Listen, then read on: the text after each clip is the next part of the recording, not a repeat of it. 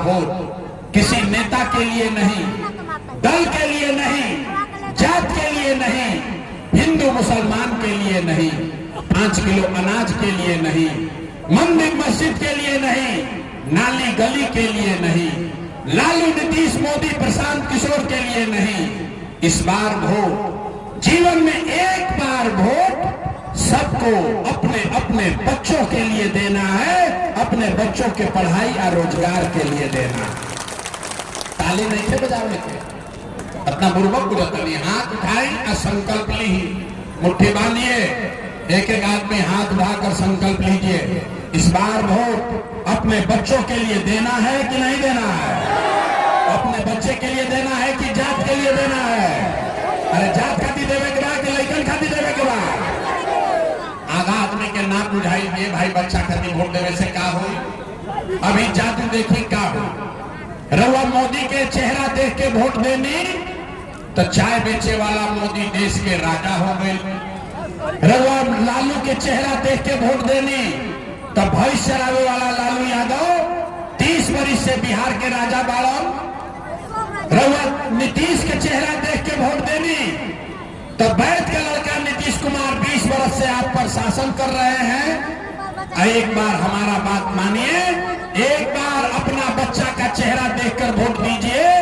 आपके वोट में इतना ताकत है, आपका बच्चा भी बेरोजगार नहीं रहेगा। अब अगर बात बुझा गई हो के तो फिर से हाथ उठाएं, मुट्ठी बांधिए और जोर से बोलिए, अपने बच्चों के लिए वोट देना है कि नहीं देना है?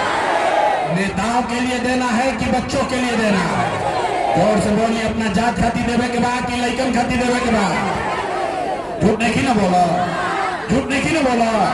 तो अगर वह झूठ ना बोलनी, अपना लड़कन खाती वोट दे तो अब की हाली जब रउआ दिवाली या छठ मनाई, अब ताली बजावे के समय आएगा। इस बार जब आप दिवाली और छठ मनाइएगा तो छठ के बाद ये आपके जीवन का अंतिम, आपके गरीबी का, आपके बदहाली का ये अंतिम दिवाली और छठ होने जा रहा है। सब ताली बजा लेना बुझाएगा कैसे? छठ के बाद ऐसा कौन करिश्मा हुई?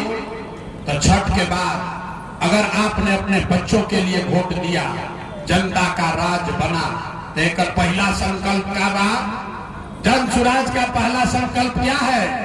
नाली गली बनो चाहे मत बनो, स्कूल अस्पताल जब सुधरी तब सुधरी, लेकिन साल भर के अंदर सब लोग याद कर ली जा, साल भर के अंदर जितना रउआ घर के सवांग लड़का बाहर गए बड़ा रोजगार मजदूरी करे, जो बच्चे पढ़ लिख कर यहाँ बेरोजगार बैठे हैं, ओकरा सरकारी नौकरी मिले चाहे ना, लेकिन सभी के लिए कम से कम 10 से 12 हजार रुपया के रोजी रोजगार का व्यवस्था यही बिहार में करके दे दिया जाएगा।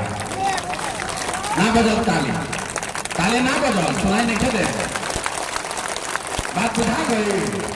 कैसे ही बजाओ ताली? अगर बात बुझा गई तो घरे जाए के बाद और अपना पति के, अपना बेटा के, भाई के, भतीजा के फोन करके बतावे के बाद ये बचवा अब की हाली जब छठ में घरे आईब, ए बचवा अब की हाली दिवाली या छठ में जब घरे आईब तो अब 10-12 हजार रुपया के रोजी रोजगार खाती अपन गांव परिवार बिहार छोड़ के बाहर ना जाए के पड़ी। बात ठीक बा कि होके के चाहिए? अगर ये होई तो गरीबी कम होई कि ना होई? जोर से बोलिए, अगर रोजगार 10-12 हजार के होई तो गरीबी कम होई कि ना होई? होई ना? तो दूसरा संकल्प सुन ली, जेकर जेकर उम्र बा 60 वर्ष से ज्यादा, रउआ घर में 60 वर्ष के जे बूढ़ पुरानिया रहता, ओकरा के नीतीश कुमार अभी देता 400 रुपया भीख पेंशन के नाम पर। तय भाई कि छठ के बाद याद रखी, छठ के बाद कार्तिक महीना से दिसंबर से 60 वर्ष से ज्यादा उम्र के हर महिला पुरुष को 400 रुपया का भीख नहीं, 1100 रुपया का पेंशन नहीं, हर महीना 2000 रुपया के सम्मान राशि जरूर दिया जाए, ताकि सब आदमी अपन जिंदगी ठीक से बिता सको। होके के चाहिए? अथवा उठाएं और बोली होके के चाहिए? तीसरा और अंतिम बात, बाल बच्चा के रोजगार हो जाए रोवा 2000 रुपया मिले लगी उसे जीवन ना सुधरी। जीवन तब सुधरी जब राव बाल बच्चा पढ़ के अफसर बनी हो। तो खातिर का हो करे के बाद